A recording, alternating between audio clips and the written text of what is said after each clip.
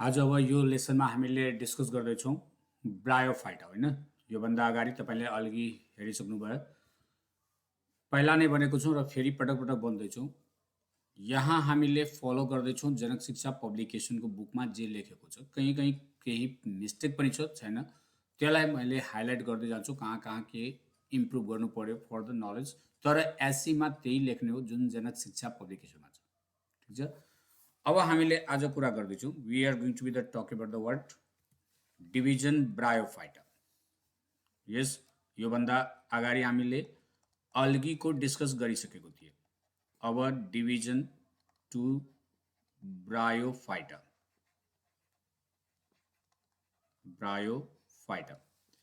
अब यो डिभिजनमा के छ क्यारेक्टरिस्टिक, साइलेन्ट फिचर्समा जाने हो भने यसको साइलेन्ट फिचर्स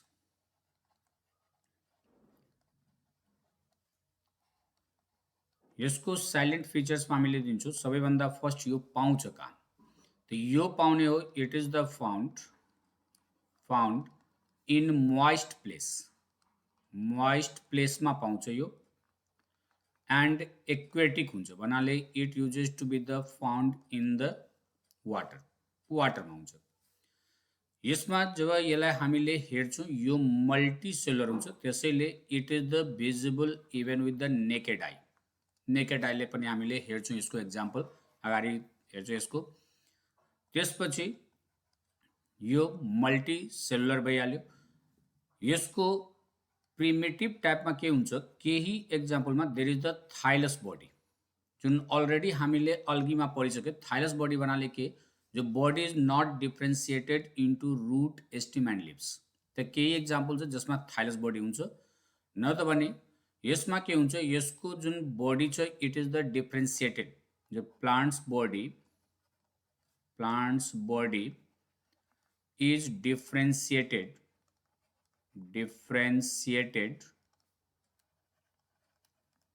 इन्टु राइजोइड। यो राइजोइड के हुन्छ, त यो राइजोइड हुन्छ युनिसेलुलर हेयर लाइक स्ट्रक्चर हुन्छ, जुन कि रुट जस्तै फङ्सन गर्छ। भन्नाले यो जसरी प्लान्ट छ सपोज द्याट, यहाँ के हुन्छ, युनिसेलुलर हेयर लाइक स्ट्रक्चर यसरी निस्केको हुन्छ, एन्ड यो राइजोइड जुन छ it works as a root, यो रुट जस्तै फङ्सन गर्छ। अर्को राइजोइड भइहाल्यो, युनिसेलुलर हेयर लाइक स्ट्रक्चर, जुन कि एक्चुअली रुट होइन तर रुट जस्तै फङ्सन गर्छ यो। त्यसपछि सिम्पल लिप्स हुन्छ, यसको सिम्पल लिप्स हुन्छ र सानो स्टेम हुन्छ। यसको प्लान्ट एक्जिस्ट गर्छ दुईटा फर्ममा। Yes, plant exist in the two forms. कुन एउटा हुन्छ जसले ग्यामिट फर्मेसन गरेर रिप्रोडक्सन गर्छ, एक्जिस्ट इन टू फर्म्स, त्यसलाई नाम दिन्छ हामीले ग्यामिटोफाइट। टू फर्म्समा एक्जिस्ट गर्छ। कुन फर्म छ, त एउटा छ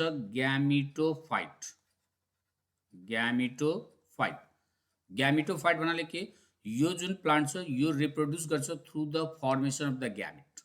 त जुन ग्यामिट फर्मेसन गरेर रिप्रोडक्सन गर्छ त्यस्तो प्लान्टलाई हामीले भन्छौँ ग्यामिटोफाइट। त यो एउटा स्टेज छ जहाँ के हुन्छ, प्लान्ट्स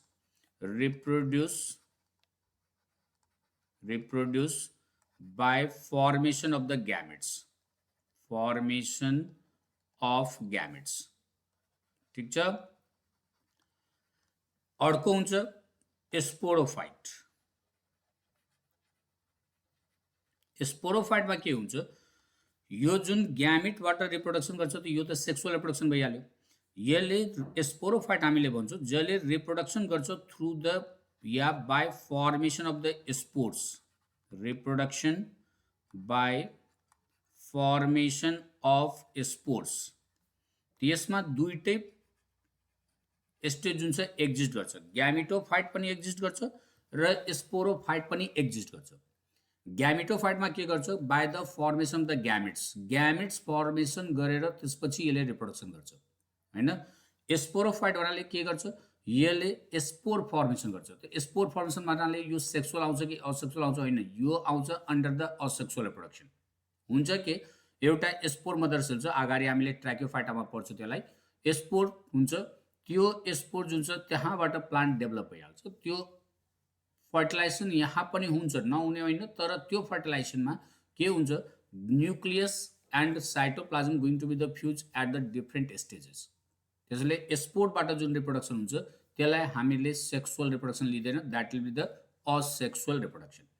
त यो ब्रायोफाइट्समा जुन प्लान्ट छ यो दुईटै रिप्रोडक्सन गर्छ, ग्यामिट फर्मेसन पनि गर्छ र स्पोरोफाइटिक यानि स्पोरबाट पनि। तर एउटै प्लान्ट बडीमा हुँदैन, यो डिफ्रेन्सिएट याद राख्नु होला। एउटै प्लान्ट बडीमा हुँदैन, जुन ग्यामिटोफाइट छ त्यो ग्यामिटोफाइट मात्रै हो, जुन स्पोरोफाइट छ त्यो स्पोरोफाइट मात्रै हो। यो होइन चाहिँ एउटै प्लान्ट छ त्यसले मन लाग्यो भने ग्यामिट फर्मेसन गरिहाल्ने, मन लाग्यो भने स्पोरबाट रिप्रोडक्सन गरिहाल्ने, या फेरि ग्यामिट र स्पोर दुईटैबाट रिप्रोडक्सन गर्छ, त्यस्तो हुँदैन। क्लियर छ? एउटा प्लान्ट बडी ग्यामिटोफाइट छ भने त्यसले ग्यामिटबाट नै रिप्रोडक्सन गर्छ, स्पोरोफाइटिक छ भने त्यसले स्पोर फर्मेसन गरेर नै रिप्रोडक्सन गर्छ। ओके, नेक्स्टमा हामीले आउँछु यसलाई। क्लियर छ यहाँसम्म? राम्ररी पढ्ने। क्लास 10 भन्नाले यो नबुझ्नु होला जो मात्रै हामीले एससी पास गर्नु छ, एससी पास मात्रै गर्नु छ, त्यो हिसाबले तयारी नगर्नु।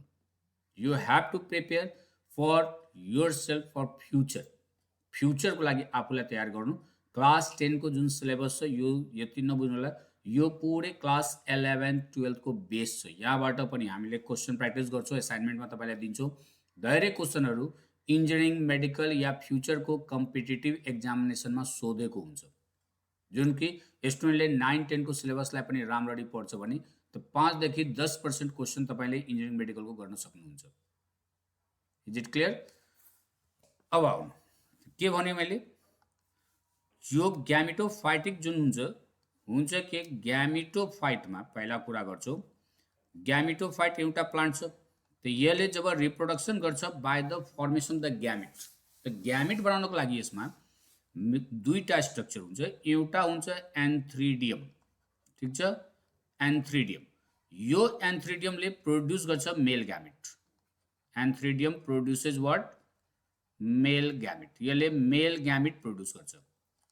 जबकि आर्किगोनियमको कुरा गर्छौँ, आर्किगोनियम यसले प्रोड्युस गर्छ फिमेल ग्यामिट, प्रोड्युसेस फिमेल ग्यामिट। याद राख्नु होला, यस जो दुईटा छ, एउटा एन्थ्रिडियम जसले बनाउँछ, अगाडि एक्जाम्पलमा डायग्राम पनि हेर्छौँ, एन्थ्रिडियम जसले बनाउँछ मेल ग्यामिट, एन्ड आर्किगोनियम यो फिमेल कम्पोनेन्ट हो, यसले बनाउँछ फिमेल ग्यामिट, यसले बनाउँछ फिमेल ग्यामिट। अब एन्थ्रिडियममा मेल ग्यामिट बन्यो, आर्किगोनियममा फिमेल ग्यामिट बन्यो, त हुन्छ कि यहाँबाट मेल ग्यामिट यानी एन्थ्रिडियमबाट मेल ग्यामिट, फिमेल ग्यामिटमा जुन ट्रान्सफर हुन्छ यो ट्रान्सफर हुन्छ थ्रु द वाटर। यसलाई वाटर चाहियो रिप्रोडक्सनको लागि, ठिक छ। त के हुन्छ? मेल ग्यामिट from antheridium is transferred to female gamete,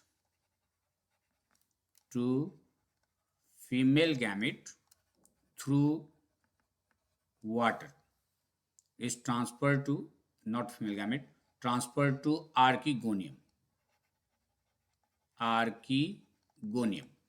through के वाटर, वाटरको थ्रु यसले ट्रान्सफर हुन्छ। मेल ग्यामेट जुन छ एन्थ्रिडियमबाट आर्किगोनियममा यानी फिमेल ग्यामेटसँग फर्टिलाइज गर्नको लागि वाटरको थ्रु जान्छ।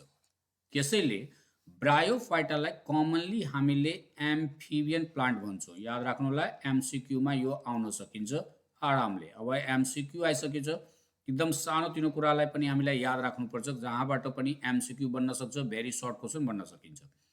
साथमा अब तपाईलाई थाहा छँदैछ, अलरेडी बोर्डले भनिसकेको छ, क्वेसन जति पनि हुन्छ that with the application based creative हुन्छ। त क्रिएटिभ क्वेसन सुनेर हामीलाई डराउनु छैन।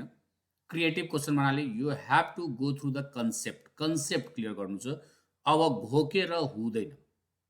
Is it clear? जो कुनै कुरालाई हामीले लर्न गरिहाल्यो तर त्यसको मिनिङ के छ, के भन्न खोजिरहेछ, त्यो ब्रेनमा नबुझ्ने, त्यसलाई एनालाइसिस नगर्ने, त्यो मात्रै बन्द भयो। तर कन्सेप्ट लिएर सक्नुहुन्छ भने तपाईलाई मेहनत पनि कम गर्नुपर्छ र एक्जामिनेसनमा अब 3 घण्टाको साइन्स पेपर छ। त 3 आवर्सको साइन्स पेपर भन्नाले के, you have to more time to think. You have more time to think, सोच्नको लागि धेरै टाइम छ, एन्सर धेरै कम, लेख्न कम छ, फिजिकल वर्ड कम गर्नु छ, लेख्ने कम छ। यस, एउटा वर्ड, एउटा सेन्टेन्स, दुईवटा सेन्टेन्समा एन्सर आइहाल्छ। इभन लङ क्वेसनको पनि एन्सर 1 पेज 2 पेजमा हामीले साइन्समा लेख्नु छैन। त्यसैले you have to go through the concept, कन्सेप्टलाई पढ्नु, एउटा एउटा कुरालाई बुझ्नु के बन्दैछ, र क्वेसन पढेर क्वेसनलाई सोच्नु, त्यसलाई सोच्ने हो। बढी टाइम सोच्नेमा दिनुहुन्छ भने आफै क्वेसन सल्भ हुन्छ, नहुने होइन। कन्सेप्ट छ र क्वेसनलाई पढेर के बन्न खोजिरहेछ, त्यसलाई कहाँ कहाँबाट जोइन्ट गरेको छ, if you think over there you can do better.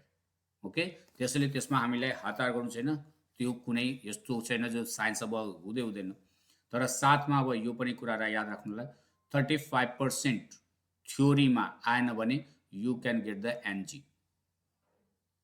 यस, त्यसैले 35% भन्दा बढी भन्नाले 75 को जुन छ तपाईँलाई 27 मिनिमम चाहियो, 27 मिनिमम चाहियो, आइहाल्छ, त्यो कुनै ठुलो कुरा होइन। Okay, so go through the this one. त के भन्यो, ब्रायोफाइटालाई हामीले एम्फिबियन प्लान्ट भन्छौँ, किनकि रिप्रोडक्सनको लागि यसलाई वाटर चाहियो। किनकि एनिमलमा पनि के हुन्छ, एम्फिबिया अगाडि हामीले पढ्छौँ, एम्फिबियाले पनि रिप्रोडक्सनको बेलामा वाटरमा फर्केर जान्छ र वाटरमा फर्टिलाइज हुन्छ। त्यसैले ब्रायोफाइटालाई हामीले एम्फिबियन प्लान्ट भन्छौँ, ब्रायोफाइटालाई एम्फिबियन प्लान्ट भन्छौँ। क्लियर छ? अर्को कुरा के छ, ग्यामिटोफाइटले जहिले पनि प्रोड्युस गर्छ, याद राख्नुलाई यहाँ, ग्यामिटोफाइट प्लान्ट जब रिप्रोडक्सन गर्छ भने त ग्यामिटोफाइट जुन ग्यामिट फर्टिलाइजेसन गरेपछि यसले जुन प्लान्ट प्रोड्युस गर्छ, त्यो ग्यामिटोफाइट प्रोड्युसेस द स्पोरोफाइट। ग्यामिटोफाइटले प्रोड्युस गर्छ स्पोरोफाइट। स्पोरोफाइट जब रिप्रोडक्सन गर्छ त यसले प्रोड्युस गर्छ ग्यामिटोफाइट। फेरि सेम कहानी हुन्छ, ग्यामिटोफाइटले रिप्रोडक्सन गर्छ भने यसले बनाउँछ स्पोरोफाइट। भन्नाले हामीले के हेर्दैछौँ, यसलाई साइक्लिक वेमा लियो भने त gametophyte produces the sporophyte and sporophyte produces the gametophyte. त यो ग्यामिटोफाइट स्पोरोफाइट बनाउँछ, स्पोरोफाइट ग्यामिटोफाइट बनाउँछ। त ग्यामिटोफाइट भन्नाले यसले सेक्सुअल रिप्रोडक्सन गर्छ हैन, एन्ड स्पोरोफाइट भन्नाले असेक्सुअल गर्छ। त यसको लाइफमा के हुन्छ, यसको लाइफ साइकलमा हेर्छु भने त asexual and sexual reproduction comes alternately.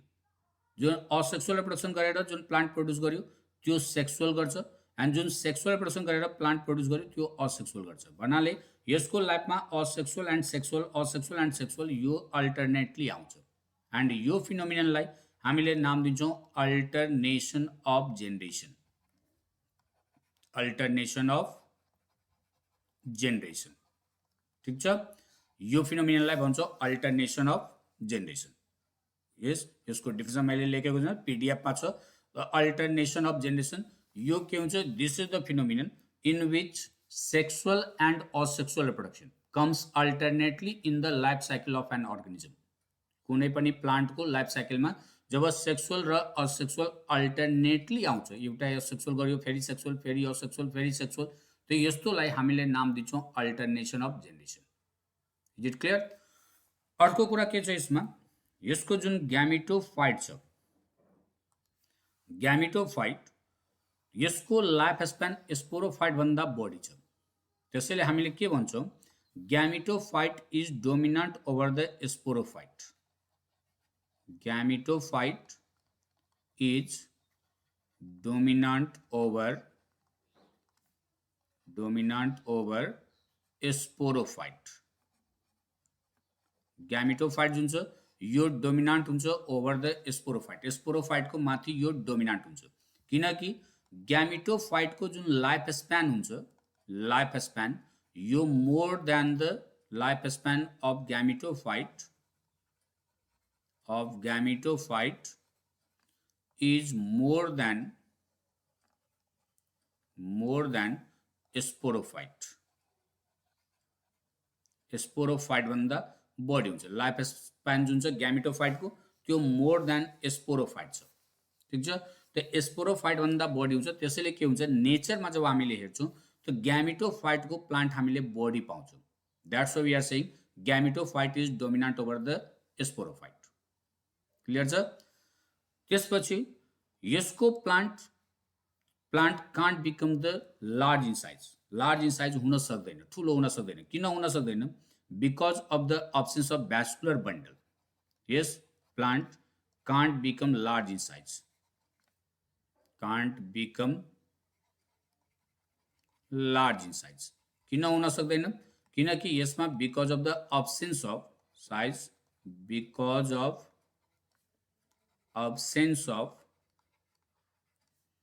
absence of के